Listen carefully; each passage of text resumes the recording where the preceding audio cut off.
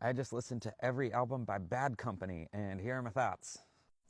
So going in, I knew 3 or 4 Bad Company songs. I knew Shooting Star, that was my favorite. I knew Feel Like Making Love. I knew Can't Get Enough of Your Love, and then I knew the song Bad Company. Thankfully, I knew the song Bad Company from the original by the band Bad Company and not by the cover by Five Finger Death Punch. I'm still mad at Metallica for making me sit through a Five Finger Death Punch set list in order to see them, but that's beside the point. I'm here to talk about Bad Company today. So Bad Company starts out in 1974, and they start out with what is undisputably their 2 best albums. They're self-titled in 74 and then Straight Shooter in 75. I agree that it's their best 2. I think that pretty much everyone else would. Now, this first album had 2 songs that I already knew, Can't Get Enough and Bad Company. It had 4 songs that I did not know that I ended up loving. These 4 songs were Ready for Love, Don't Let Me Down, Moving On, and Seagull. These 4 songs were about as good as all of the best Bad Company songs. Moving On kind of accomplishes this blues rock, very free road trip kind of sound. And then Don't Let Me Down stood out to me so much. It is such a beautiful, soulful song. Its sound is primarily influenced by this kind of like gospel soul that Bad Company does every now and then, and they're really good at it. Paul Rogers' incredibly smooth voice lends itself really well to that style. That does bring me to a slight side note where, Bad Company and by extension Paul Rogers' voice really lends itself to this very smooth kind of soulful sound, but sometimes it sounded like they were trying to have like a hard rock kind of edge, but I just couldn't associate with them with that. Like when I hear Led Zeppelin or AC/DC or other 70s hard rock bands, their music and their vocals have such an edge behind them, such a power behind them. I could see how they were seen as a really heavy band or a really controversial band. And I had trouble seeing Bad Company that way. I know I wasn't around back then, but I have trouble imagining that they were ever seen as these sort of like hard rock bad boys from the 70s. Back to the point though, the next album, Straight Shooter, really is neck and neck in terms of quality with Bad Company. If I had to give the edge to one over the other, I would say Straight Shooter is maybe a tiny bit better than Bad Company. Now, the 2 songs on this album that I already knew, Feel Like Making Love and Shooting Star, are still just amazing songs, still masterpieces in my eyes, still among my favorite Bad Company songs, and I still think I have to give my absolute favorite to Shooting Star. The deep cuts here that really stood out to me, well, they were deep cuts to me because I didn't know about them. I don't know if they're deep cuts to everyone else, but they were Weep No More, Deal with the Preacher, and Wildfire Woman. In all of these songs, although like Weep No More is a little bit on the softer, more soulful side, and then you have something like Wildfire Woman, which is a little more blues rock style. Something I gather from all of these songs, really every song on this album, is that they are leaning into and perfecting this like big arena rock sound, and that just came across really well on this album. Now, as I've already established, this is the best that Bad Company will ever be, and in the 10 albums that follow, there were a few albums that I came away with thinking, oh, that album was pretty good. I could enjoy it if I put on the entire album again, but more or less I'm just going to pick my favorite songs from it and put those on a playlist.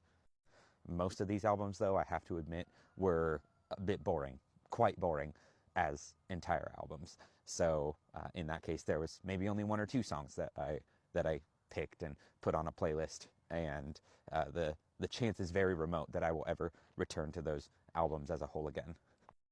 Their descent is pretty gradual, leaving their next album, Run with the Pack, as being pretty good. Not as good as the first 2, but it sounded at times like they had lower energy. Sometimes the production sounded a little muddy to me. Apparently, Silver, Blue, and Gold is a big hit, and it was a big radio hit. I had missed it. I had never heard it before. And that was my favorite song on this album. I thought it was so catchy. It was really pretty. It sounds overall like they are leaning into a softer, more soulful kind of sound. and that lends itself really well to this and to my other favorite song of the album, which was Simple Man. The title track of this album was also really good. It really rides that fine line in between, like, do you want to be a high energy band or do you want to be a low energy band? And it seems like Bad Company spent a lot of time really trying to be both at the same time, and that song was a good example of that. Then their next album, Burnin' Sky, released in '77. This was kind of a strange one to me because this sounds like their lowest energy album performance-wise. Like they could have been lounging on the couch when they recorded this album, but it is not the worst album songwriting-wise. The title track takes a while to settle in. It's a little bit of a slow burn, but once it really sinks in and those strings at the end really sink in, man, this song was stunning, as well as the next song, Morning Sun. These are the best two songs on the album. I thought these were beautiful songs. Heartbeat was another standout to me. It picked up the energy of the album a little bit, more of a straightforward blues rocker. Then you have Desolation Angels in 1979, and this album really surprised me with how much more life they have in their recording. Like, the inspiration is still very much there, and it sounds like they had a lot of excitement recording this. And I don't know if this is a popular opinion or not, but this is up there towards the top of the list. I even liked this album a little bit more than I liked Run with the Pack. So Rock and Roll Fantasy, Evil Wind, Lonely for Your Love, and Oh Atlanta all really stood out to me as really good quality tracks. The rest of the album, though, does suffer a little bit from just their later career slump of putting a lot more filler into the albums where they don't have the hits. Then they released Rough Diamonds in 1982, which was really difficult to get through. This was a boring album. Electric Land was, pretty good, I guess. Cross Country Boy was all right. But this is not an album I'll be revisiting. They released Fame and Fortune in 1986. They have a new singer now. Brian Howe is in place of Paul Rogers.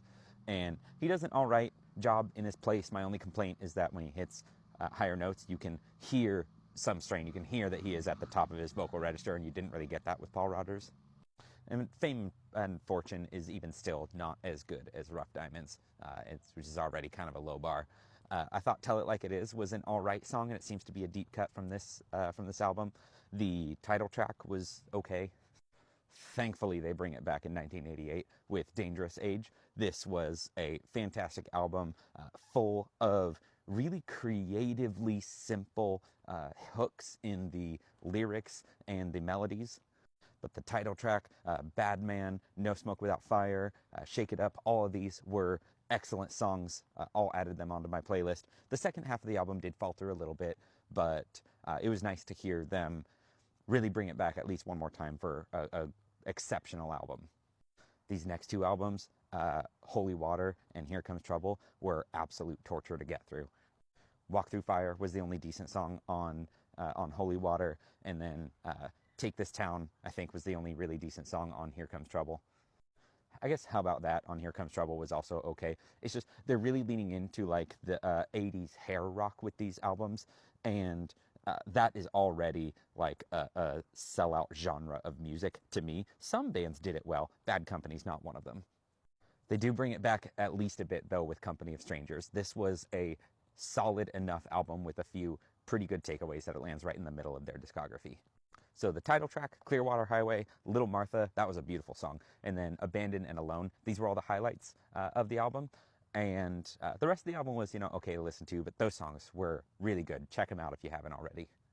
Their final album, Stories Told and Untold, is half either re-recorded hits that they've already done or covers, and then the other half was original material. Of the original material, I thought One on One was the only decent track.